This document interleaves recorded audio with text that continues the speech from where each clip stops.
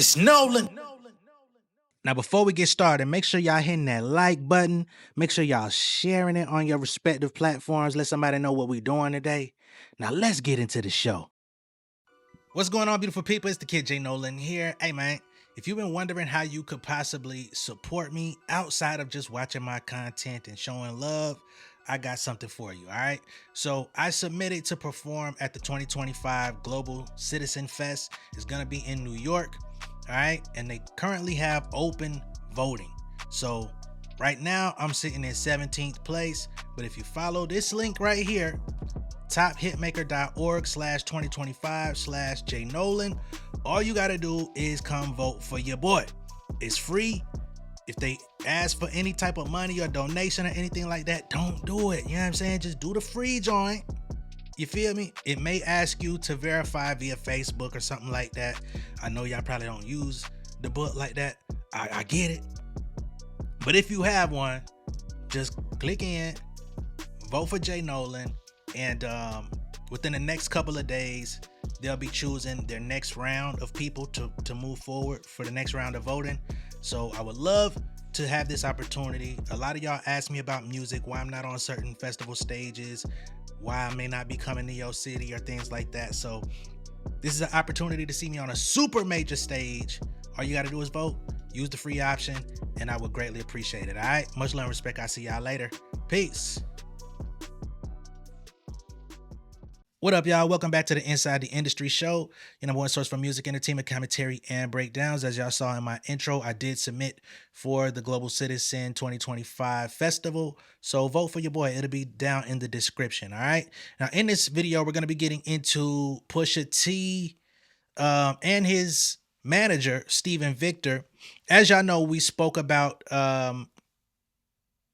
Clipse leaving Def Jam, Pusha T leaving Def Jam yesterday, and how they literally pitted the group against the label over a Kendrick Lamar verse, right? Basically saying y'all need to get him to change that verse. Y'all need to get that verse taken off. It was 3 levels, you know what I'm saying? First, it was, oh, we're happy about the album. Then it was, oh my God, we love everything except that verse. Can you get him to change it? Then it was, can you take the song off completely? The Clipse declined all requests to modify anything regarding the record. So then they started having meetings and basically was like, yo, if y'all are not willing to take this song off the album, we'll drop y'all. And I guess Def Jam thought they was dealing with some little boys who was gonna beg for their deal or beg to stay. And Pusha was like, well, that's cool, but if you're gonna drop the group, I'm signed as a solo artist too. Drop me too. Right? So they took their album, they took their Kendrick Lamar feature, they took all of their IP, did a deal with Roc Nation, and the very same album, the very same feature, the very same verse that they've had for over a year is now going to be coming out independently through their partnership with Roc Nation, right? We talked extensively about that yesterday, but now we've got the manager who's been managing Pusha T for many years, manages Clipse, and he's been in their circumference for 2 decades now, Mr. Steven Victor. He's got an interview with Billboard directly addressing this, kind of getting a little bit into specifics, and he says that it costed a 7-figure payout on Pusha T's behalf in order for him to leave Def Jam. All right, so we're going to get into that. We're also going to revisit some things from the past, because of course all of this has to do with Drake. Unfortunately, even where we're not talking about Drake, it seems that we still have new reasons to talk about Drake, even when it has to do with other artists that we know, love, and fuck with, because of his underhanded moves, because of the loyalty that UMG has shown him for so many years. To draw some parallels between this whole Pusha T situation and himself compared to the Kendrick Lamar Drake situation, which a lot of this stuff played out in the past. He tried to recreate it again with Kendrick, and it has not been successful for him. But it also goes into why he is so steadfast about pursuing this lawsuit, because he knows that the things that he used to pull off and were successful at, and the ways that he used to try to blackball somebody like a Pusha T, or to try to get him, I wouldn't even say blackball, but to silence his efforts. Not so much that they wouldn't let him put music out, but to fuck up his features and, ask him to do little things to badger him, basically to keep him off Drake's back. Even if it wasn't about Drake, if they suspected it was about him, they would quell his efforts. So we're going to get into some history on that as well. All right.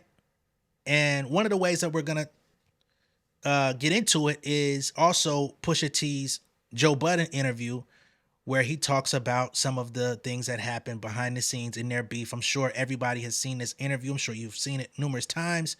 But of course, when things like this are happening, it just goes to show that history seems to repeat itself, right? And he seems to be the common denominator in all the bullshit, he being Drake. All right. So let's go to Billboard first. All right. Steven Victor on the insane amount of money it took for Pusha T and the Clipse to exit Def Jam. After Pusha T refused to change a guest verse from Kendrick Lamar on the upcoming Clipse album, he bought his way out of his record deal, manager Victor explains. That's Pusha T here in the white. This is Steven Victor right here. All right. So they say early in 2024, Clipse prepared to play a new album for their label, Def Jam. While these types of playbacks can be routine, this one was freighted with extra significance. The rap duo composed of brothers Pusha T and Malice had not released an album together since 2009. Their comeback soon hit a speed bump. One song on the new album featured a guest verse from Kendrick Lamar, who spent part of 2024 in a venomous back and forth with Drake.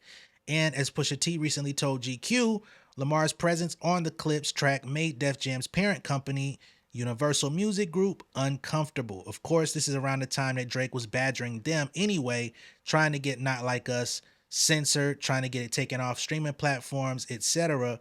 He started threatening legal action. They said, suck my dick. And he said, suck my lawsuit. Okay?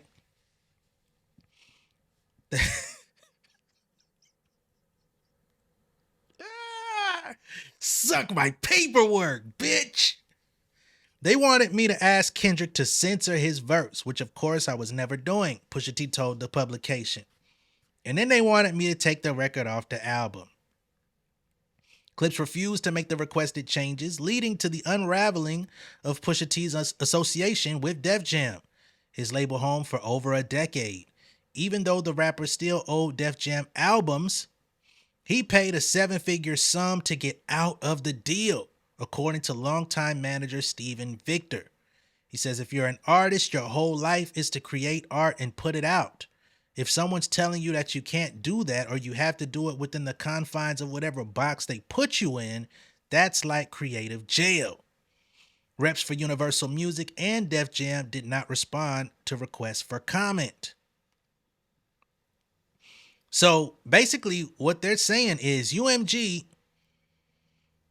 was willing to continue to try to pull these suppression tactics as it pertained to Push, right? Some would say that they tried to silence Kendrick. I don't think they were trying to silence Kendrick, because Kendrick's been doing his motherfucking thing. He's doing his tour, dropped his album. They still promoted Not Like Us. Not Like Us just left the fucking charts off of technicality, not off of any lack of popularity, and they've been supporting it. But unfortunately for Push, they like, yo, you can't link up with this guy. We're already supporting him. We already have enough problems on our desk about him particularly. You just gonna have to make some changes. We love you, but not more than the boy. You say, well, you and your boy can get the fuck out my face. I'll leave and I'll pay the tab. Ain't that about a bitch? Pusha T has his own antagonistic history with Drake, which culminated in the scathing 2018 diss record, The Story of Adidon. Victor says Pusha T's verses have been facing strict label scrutiny ever since. Meanwhile, the fallout from Lamar's battle with Drake is still ongoing. The latter has sued UMG, accusing the company of defamation over Lamar's track, Not Like Us. Victor spoke with Billboard about the end of Pusha T's relationship with Def Jam and the Clipse album, and finding a new home at Roc Nation. I know I paraphrased that one. Fuck it. When you started to hear objections to the Lamar verse on the Clipse album, where were they coming from? So this is Steven Victor, their manager. UMG has this department where they review lyrics. So this is low-key what Drake is talking about in his lawsuit. Remember, the lawsuit that he has, and even his latest framework of paperwork that he just submitted, talks about how they have clauses in the contracts where they can say, hey, if this is defaming someone, or if this is outside the guidelines of what UMG, taste level, or our parameters of, whatever, comfort or liability, then they can make you change, edit, or delete a song, right? Or not necessarily delete, but you'll be restricted from putting it out. So now we have Steven Victor here talking about a department where they review the lyrics. He says, so it was that department.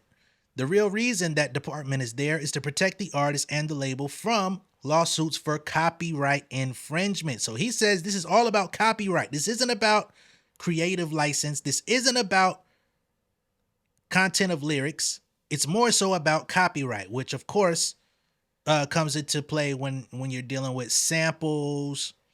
If you're putting, famous popular audio clips from memes on the internet or different things, it's got to be cleared with somebody so somebody could get their proper pay without coming back at a later time. He says they do it for all the labels. Some labels adhere to it closer than others. Let's say you interpolate somebody else's song. That department is there to make sure that the song is properly cleared. It's not meant to be like you said XYZ about XYZ artists, so we're not going to release this music, all right? While you've been working with Pusha, have you ever had challenges with that department before? He says in the beginning, no, but starting in 2018, yeah. That's the year Pusha released The Story of Adidon. He put that on SoundCloud and it's never been officially released on streaming services. Was that a way of getting around any internal objections? He says part of the reason, yeah, to avoid that. Also, we never actually properly cleared it. Now remember, I always talk about this because I know I've seen some people that talk about The Story of Adidon and the video being taken down, and I guess at some point it was on streaming platforms and it was taken down. To my knowledge, Pusha T never actually put it on streaming services. So if you heard it on, let's say, Spotify, that was probably a third-party person that illegally put it on there in the first place, and it was eventually taken down. And that's why they're saying here, Pusha only released it on SoundCloud to get around any type of legal issue. But at the very same time, it's on a Jay-Z beat. He said they never really cleared it the proper way. They could have gone to Jay-Z and No ID and probably got it cleared, but they probably also didn't want to bother Jay-Z and No ID about this particular record, because then if you get Jay-Z and No ID to clear a scathing diss at Drake, then that puts Jay-Z and No ID in a compromising position as it pertains to the relationship with Drake, which at the time, I don't know, Jay-Z was on the fucking next Drake album, Scorpion. So yeah, that would have been a conflict. Now, where their relationship stands today, I don't know. We'll continue. So they say Pusha T mentioned 2 songs in his interview with GQ, Rick Ross, Maybach Music, 6, and Pop Smoke's Paranoia, where his verses were ultimately cut. Was that because of the same department scrutiny? So we're getting a little bit more details from the manager here. Shout out to Steven Victor. He says, yes. What happened on the Pop Smoke song, which Steven Victor also was managing Pop Smoke, if I'm not mistaken, is that UMG thought he was dissing Drake on that song. He says he wasn't, but they thought he was. Pop Smoke was released on my label, Victor Victor. And obviously I managed Pusha. So they came to me and said, we're not going to put this out now unless you get Pusha to change these lyrics. Okay? So this is way back years ago. They're telling Pusha to edit his verse. Even though it has nothing to do with Pop Smoke, They're like, either he changes these lyrics or we're not putting the album out. The very same verbiage that we heard yesterday. Crazy. He says, what happened to freedom of speech? First of all, he's not dissing Drake. But how do you get to tell him to just change his lyrics or you're not putting this album out? So they actually said, yo, this one verse, just like the Clipse, this one verse will impact whether or not we even put the rest of the album out. Not take the song off. Not put the song out, as a teaser. That then strains the relationship between the artist and the label. From what Pusha told GQ, this Kendrick verse they're concerned about on the new record is not dissing Drake either. Steven Victor says, yeah, I don't know what their concern is, but they were like, there's a line here. We think it's controversial. Kendrick needs to change it or we're not putting it out. We're not going to ask him to change the verse, okay? So he's going back into him, Clipse. They say, nah, we're not doing it. You guys are wrong. Stop looking at it this way.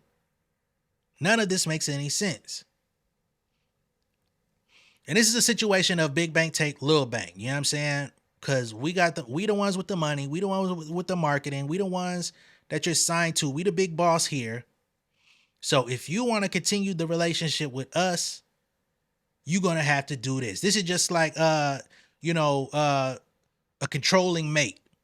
And you got a friend of the opposite sex that you've been friends with for years. And all of a sudden you get in a new relationship and they say, hey, you and that person, I don't like that friendship. Okay? So if you want to continue to be with me, that friendship must end. Except now it's big money on the table. Okay? So he says it got to the point where the conversation became, you can't keep stopping this guy from being able to put out his art. He's a rapper. Every time he puts out an album or a song, you can't listen to it to make sure that he's not dissing somebody before you put it out. He has to think about what he's saying before he's saying it in the hopes that you might not think that he's saying the wrong thing.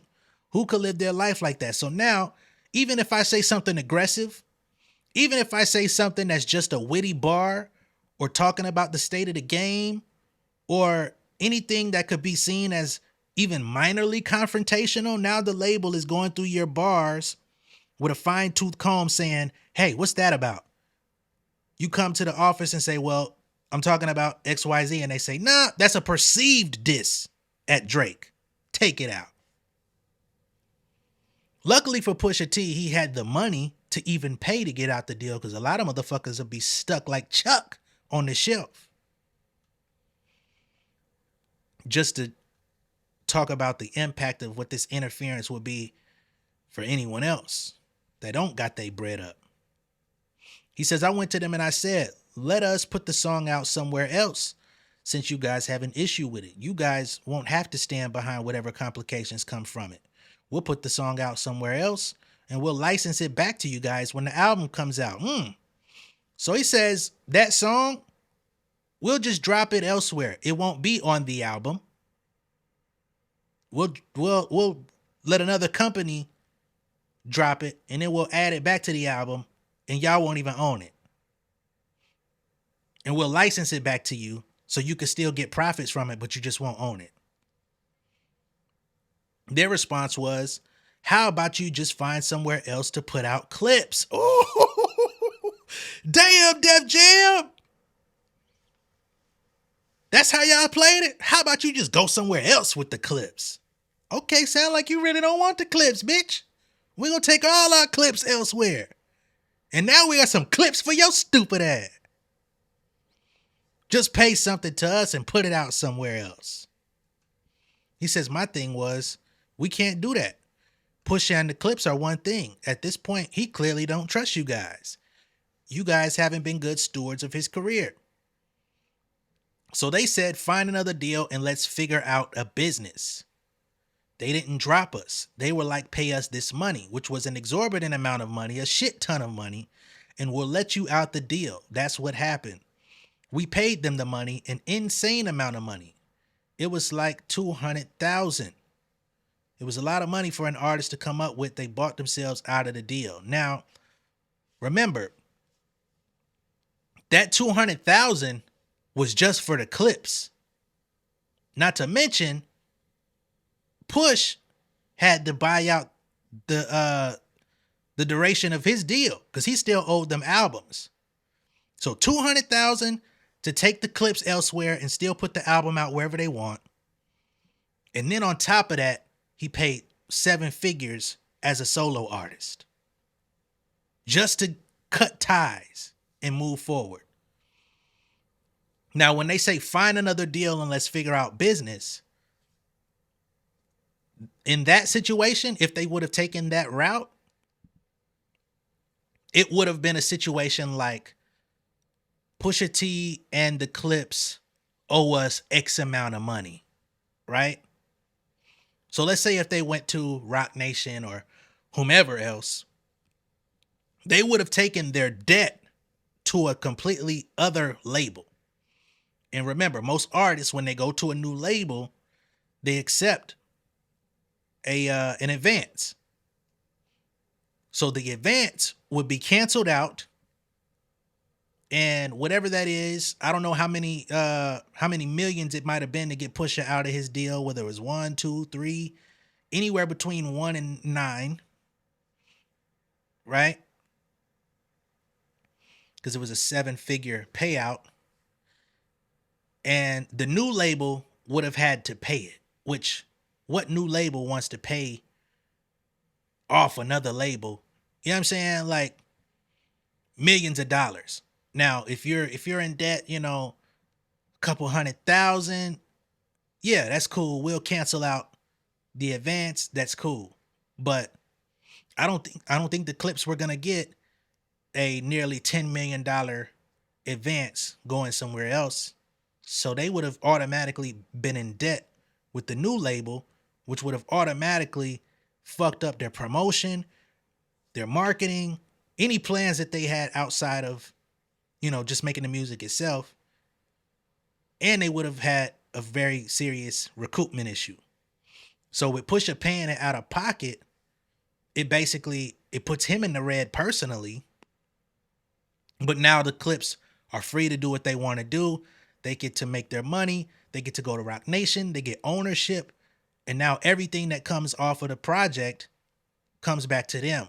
You know what I mean? Depending on what the percentage is that they're paying Roc, whether that's a distribution fee, you know what I'm saying? Which typically distribution deal at minimum, it's about, it could get to 30%, but typically it's going to be between 20 and 10% that you give to the bigger company. And then the rest of the majority is for you, right? Just breaking this stuff down so we get understanding on like how these dynamics actually play out in the life of an artist. All right. So they ask, how many solo albums did Pusha have left on his deal with Def Jam? He says, I don't really want to talk about that part. He had like 3 albums left. He said, I really don't want to talk about it, but here's how many he had.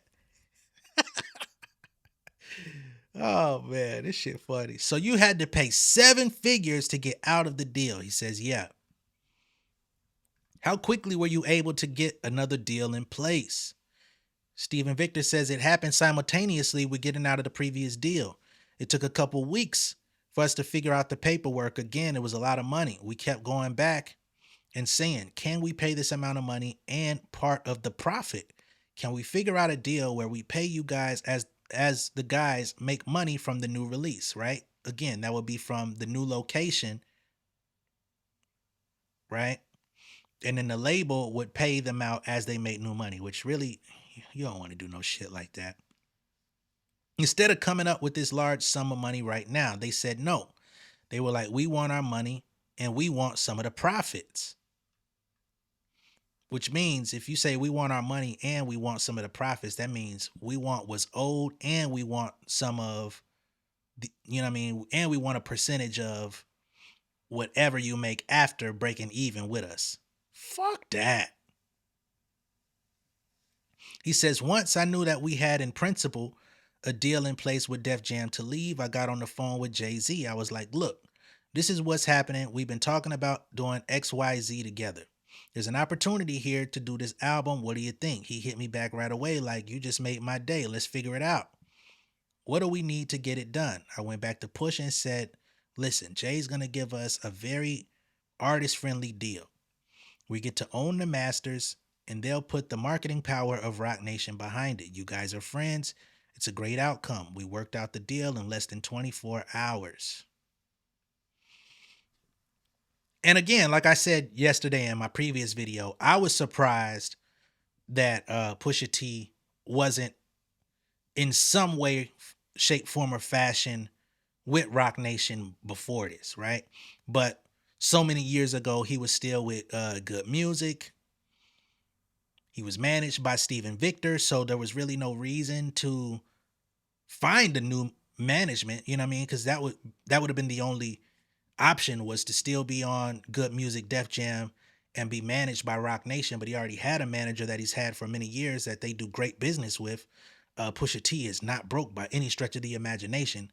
All of the brand deals and stuff that he does, all of the sync deals that he does for his music. Like, I remember it was a couple years I was watching, I couldn't find a fucking movie that Pusha T music wasn't in, especially on that EDM shit. I'm like, what the fuck is this? I ain't even heard this song before. Right? So it wouldn't have made sense. But now Pusha gets to be cleared of all obligations to Ye, to Good Music, to Def Jam, to UMG, free, scot-free, and now he gets to partner with Jay. Less than 24 hours. They say you had to pay Def Jam a lump sum to get out and also give a cut of what you make off the new record? Damn. He says, yeah, we had to give them a cut also, which is insane. But the good thing about it is that Pusha is in control of his future. Now he has 3 deals in 3 different places. At the beginning of his solo career, we put out records independently with Mass Appeal. He owns those records. I didn't know about those.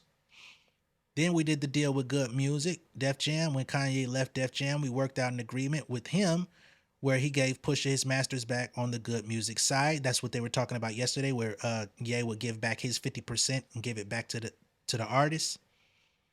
And now we did this deal with Jay. So now Pusha owns the masters to the stuff he did with Mass Appeal, which, if it's still out there getting streams, it's still getting used. He eats off that. He got the masters back from his content or his music with Good Music, Def Jam. So even though he had to buy his way out of that contract, any money that he makes off of that music moving forward, that money comes to him, not Kanye. And now they got the independent deal with Roc Nation. Okay? Even though they have to cut Def Jam a little something from the profits of this upcoming project.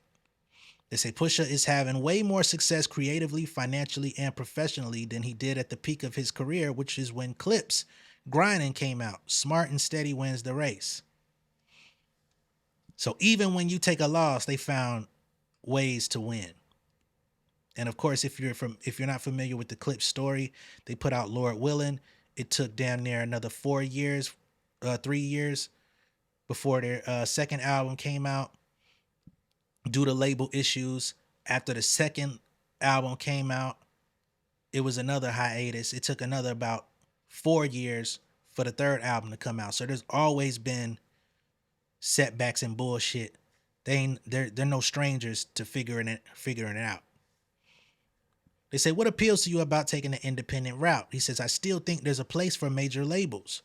But if you can get away with being at a place that understands the culture that you're in a lot more, moves more nimbly, and you can get the same resources that you would from a major, why would you go to a major, especially with the way the deals are structured?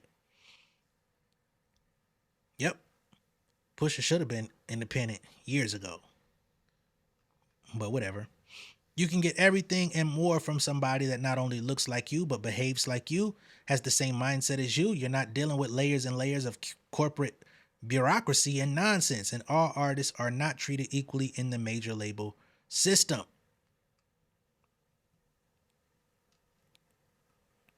They said one thing you still hear about the majors is that to the extent that radio matters, they have the muscle there and they also have an international presence that's hard to replicate. Since when do we expect to hear Pusha T on radio? Come on, man. Stephen Victor says, Cap, I call Cap. I've done it on a smaller scale and on the larger scale. All you need is a team. You can hire and you can outsource a great international team, a great radio team. For some artists, it's definitely more beneficial to be part of the major record label, but you don't need to be on a major record label to find success. Obviously, Pusha and Def Jam had a long relationship. Is it tough to see it end this way? Pusha has been signed to Def Jam for almost 15 years. We've been there for a long time. We've seen different regimes come and go, but at the end of the day, if a relationship is not working for whatever reason, it doesn't make any sense to stay there, regardless of how much you might like it or might feel comfortable. And I don't know if the amount of attention, focus, and detail that we were looking for on this album rollout would have happened there anyway. Facts. Is this the start of a potentially closer relationship between Victor and Roc Nation? He said, I'd say so. There's a lot going on, a lot of moving parts, but the focus right now is definitely this Clipse album. Now remember, Pusha T yesterday in the GQ interview said that there's even more music. So there's this album and they've already been working on shit to come. So this ain't going to be no one and done. This is the beginning of a run for the Clipse in the latter part of their career, and they could possibly be more relevant today than they were a decade ago. I don't know if they're going to supersede what they did in their first couple albums commercially, but in this landscape today where people are looking for, that authentic rap, real, you know what I'm saying, that grit, I think they can definitely compete, and they're probably going to make even more money even while selling less and touring. They've always had fashion sense. They've always had fashion collaborations. That's going to be on the table. I bought my motherfucking Clipse album with the t-shirt. You know what I'm saying? It's pre-ordered, so I ain't worried about nothing. Now, with that being said, let's pull up this old tweet talking about from Push, or not tweet, but this old post from Push talking about some of the industry interference that's been going on from Drake. So back in 2020, Push put this in his story. He says, hey, Young Thug, couple things. Because remember, the Young Thug record is another one that ended up being a problem that couldn't come out and he had to be taken off. He says, number one, don't feel bad. Nobody knew what the verse was about. The label heads that stopped it didn't even know. They only assume because he told them. He as in Drake. As in, he's subliminally dissing me on that song. Y'all can't allow him to keep subliminally dissing me on that song. And he's on the song with one of my homeboys, right? Because Drake and Thug have had a prior relationship, and they continue to have a relationship to this day, with even Drake contributing to Young Thug's legal fees while he was in the joint fighting that case, fighting that RICO. So he says the same way he told about the Ross Maybach 6 verse. And if he'll tell record executives about rap verses, God only knows what else he'll tell. I don't deal in police work, police rappers, or police niggas. Crazy how, again, history repeats. Back then, he was telling Lucian Grange, we got to stop it. We got to stop it. No, you can't do that. You can't talk about me. It's not okay. Today, same shit. Only now, he's at the courthouse. And niggas wonder why niggas is so mad about this shit, bro. It's just rap. And with anybody else, it would be seen as just rap. But with this nigga and his fans, they say, oh my God, he's being defamed. Imagine being called a PDF in front of the world. Well, imagine all the other shit this nigga done called everybody in front of the fucking world. Imagine having the so-called number one most streamed, most consumed, most goddamn over promoted nigga in the world dissing you on a record and being on the receiving end of that. Nobody gives a fuck about being in that situation. It's always in his favor. If it don't favor him, it don't favor nothing right to them niggas. And this is why people have such a strong stance to say fuck y'all and him.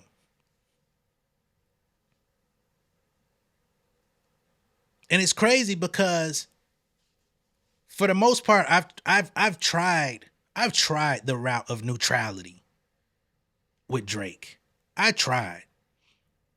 But then the bitch assness, for lack of a better term, found its way to trickle down even to content creators. Beyond the lawsuit, I experienced it myself when he sent the web sheriffs at me for playing his shit. I will never get over web sheriff. I never thought I would hear those two words in conjunction to create a company in my motherfucking life.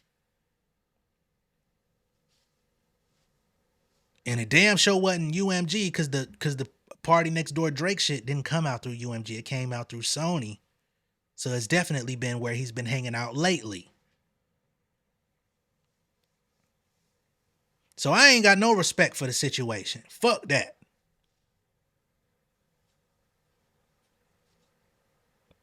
Tried to strike my motherfucking channel, man. Y'all niggas better... Lucky that shit came off. But anyway, now, he's running interference. He's bitching and moaning. He's getting Pusha T verses taken off of songs so that he can't ever get his shit off. But let's go back in time and listen to Pusha T talking about the money that was put out for information on him as well via Drake, which we've heard Kendrick Lamar also rap about during their battle and on Whacked Out Murals. Now, once again, when I play Joe Budden podcasts, I can't play video because they claim it. They're with a company called Quarter Lab. They'll come get your ass, just like the web sheriffs. So audio, they let it fly. The narrative was wrong. The shit was just wrong. Shit was all wrong. But the reason it's like the gift that keeps on giving because his ego's fucked up. Not mine. His ego's fucked up, bro. Like, why are we talking about this shit 4 months later? Why? Why? Yeah. You ain't heard me say one. Yo, bro. Well, because the shop came out. Right. You know, so that kind of... Well, that's what he's listen. That's what he's saying. He's who the fuck he is. Mm-hmm. That don't gotta come out if he say don't put it out. But wait now. And we've heard of Drake exercising that muscle, right? Remember the Marcellus Wiley interview when Control first came out? He went on ESPN and he went crazy and started talking wild about his position in the game and how Kendrick was a little nigga compared to him and all this shit. Then at the end of the interview, they were like trying to figure out, okay, when are we going to air this? They get a call. Y'all not airing it. You're like, damn, what you come up here and do the interview for if you don't want us to air it? Drake said, that shit's not getting out. So Pusha's saying, and remember, this is the time period 2018 where Drake did that interview on The Shop with LeBron James, Maverick Carter, all them. The same interview where he talked about, studying rap battles for a living, talking about, I could never let LeBron down. Seems like you've let him down because he don't fuck with you no more. And all that other weird shit he had going on. He's basically saying, if you didn't want the beef talk to get out, you would have told them not to put the interview out. Kanye addressed him under the train station. Kanye's addressed him a few times in his little minute. And I think a lot of this is going summer. What'd you say? Kanye been getting dissed all summer by him. That's true. Yeah, but do you think his disdain is towards Ye more than you though? Because I feel like all on Scorpion. I don't care. All his interviews have I been just don't yay. care. Where is I that? don't care what I'm it's trying to saying. find some emotion I in don't this guy. care. Like, I don't know. Like, I can't answer that question, but I don't, like, for me, that shit don't work like that. I see red. All I see is red. I'm gonna see red. And wait. everybody else can see what they see. Everybody else can talk and finesse through their way through it. I'm not doing that. Yeah, you got it I'm wrong. not talking about it. Everybody- Bruh, this shit time was out. deep. This shit was deep for me. This shit was deep. Like, this shit was a real fucking thing. This wasn't like, first of all, as much as you want to discount it, you did say my wife's name. I don't play that shit. I really don't, bruh. I don't, and it's fine. But I mean, on top of that, even the narrative of him and his research and all that shit, bro. When I tweeted out, I tweeted out $100,000 ain't enough to Information. for information. You're looking for that something. shit was real. That shit was real. That was not fake. Oh no, I know. Oh, okay. Listen, I don't know if you do. I know. I don't know if you do. No, I know. I don't know if you do. But like, That's how rich this people shit is work. so real that Yeah, like, I know how this goes. this shit is so real that like, you know, people who were close and near and dear to me are aiding and helping him do this shit. And I'm like, Damn. that shit is fucking, it's so whack to me, man. It's this woman, man. Back This to the woman, women. she's worked on every album of mine. Always, every album. Always back to the women. Yeah, no. Listen, she's worked on every project I've ever had. Every project I've ever had. She worked on my Adidas campaigns, everything. You know, just to give you the story of how this shit went. I'm on my way to fucking Wyoming. We're on our way to Wyoming listening to Ye album. We in the car, get a call from a old friend from LA. Yo, somebody just hit me up talking about $100,000, you know, for information on you, so on and so forth. You know, and the wild part about it is, you know, it's this woman, this girl up there, her name is Cap. You know Cap, don't you? Like, don't y'all rock with each other like that? And I'm like, nah, whatever. Hung up the phone, knew damn well it was the truth, because shouldn't nobody know this man. Ever. Like, in conjunction with me in 2018. 2001 and 2, yes. Got it. Not now. Mm-hmm. Boom. Get over there, get to Wyoming, right? Get to fucking Wyoming, listen, have the listening, whatever the case may be. Get back to my room, check my DMs. It's lit. My homeboy from Virginia. Yo, you need to call me in the morning. He's not even my homeboy. We had matter of fact, give me the real story. Me and him had an issue. Rap crew, Virginia rap crew versus us, whatever the case may be. We had an issue. You know, speak to him the next morning. He's like, yo, they offering $100,000 for information on you, blah, blah, blah, blah. I'm gonna put you on the phone with my man, because he was actually on the phone with him. Yo, it's this lady named Cap, such, you know, so and so. I was like, whoa, like, bro, they go above and beyond. Which is why 100%, I do believe him when he says he went and made a diss track that was full of some shit.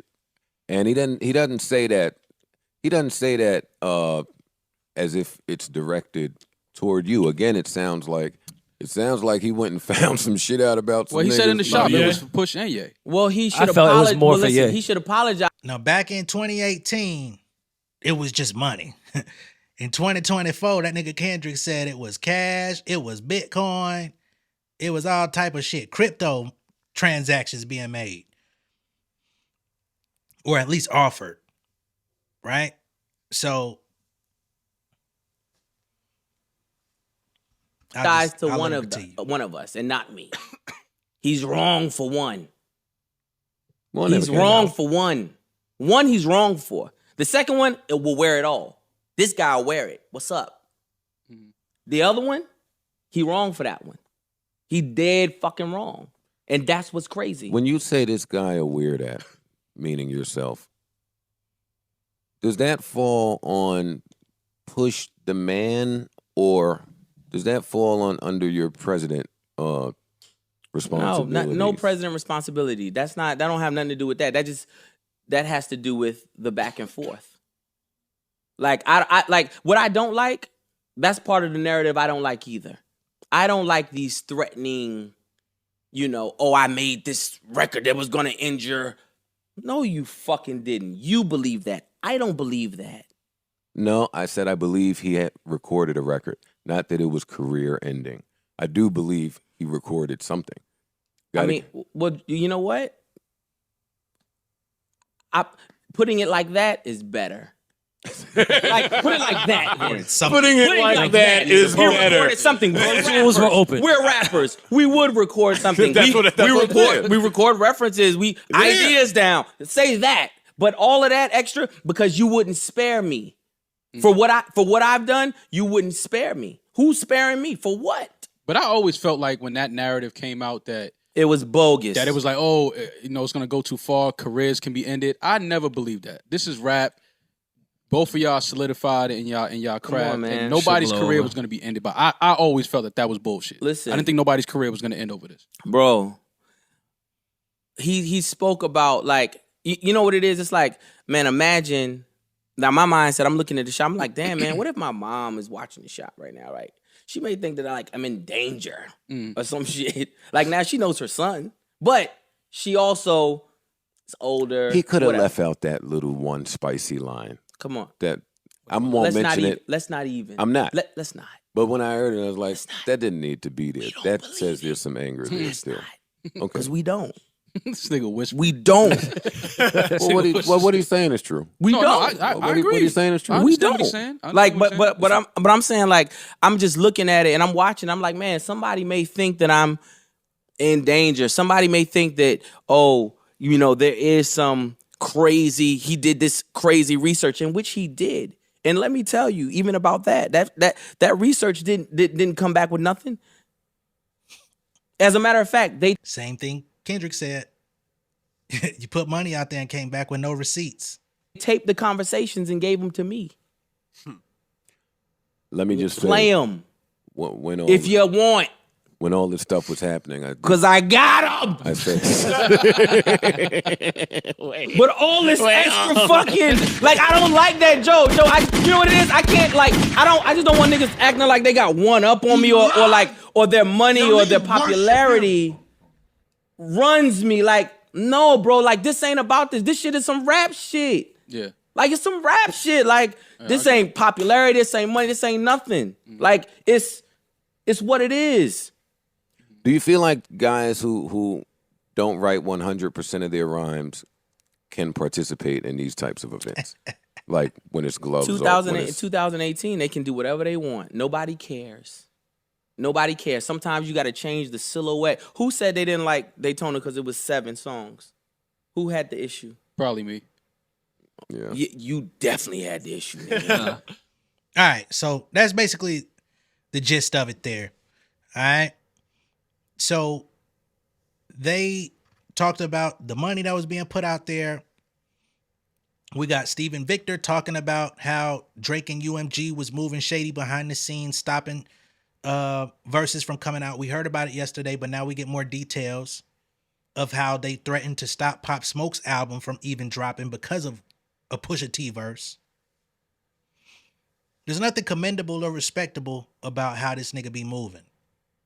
If you continue to respect him, that's on you. Don't bring that bullshit over here with me. Don't be mad at me for voicing how it's supposed to be. All right? So there's that, man. Let me know what y'all think of all this down below in the comments. Let me know what you think of Pusha T having to buy his way out of his deal because of this situation. What you expect from this upcoming Roc Nation partnership and all of this type of stuff. Just let me know what you think of all of it in totality, man. Be sure to like and share this video. If this is your first time seeing me on YouTube, go ahead and subscribe to the channel, become an insider. I will catch y'all on the next one. Much love and respect. Peace. King of my city and cul-de-sac. Coming out swinging like soldier rags. Leading my people like quarterback. Boy, I study this shit, I'm an almanac. Had to get up and grind. Knowledge is booming, I'm here to apply. Came with the chip and the dip, it just single the mind. We finna do more than survive. I need my check. Spinning the block for the Gouda, we hitting the jeweler to flood out the net. We don't do beef for computers, I'm straight out the sewer, we come when you rest. Niggas be looking perplexed, so keeping my foot on their neck. No map, I trust my gut for the quest. With drama, I'm fully abreast. I was ready for years and they doubted me. All of a sudden, they tell me they proud of me. I've been dropping these haters like calories. Cross them out, I came back with some boundaries. Stand for my honor, but too raw, no corner. Packing the stick with a drummer. When I catch my bad, won't fumble. I done came too far to be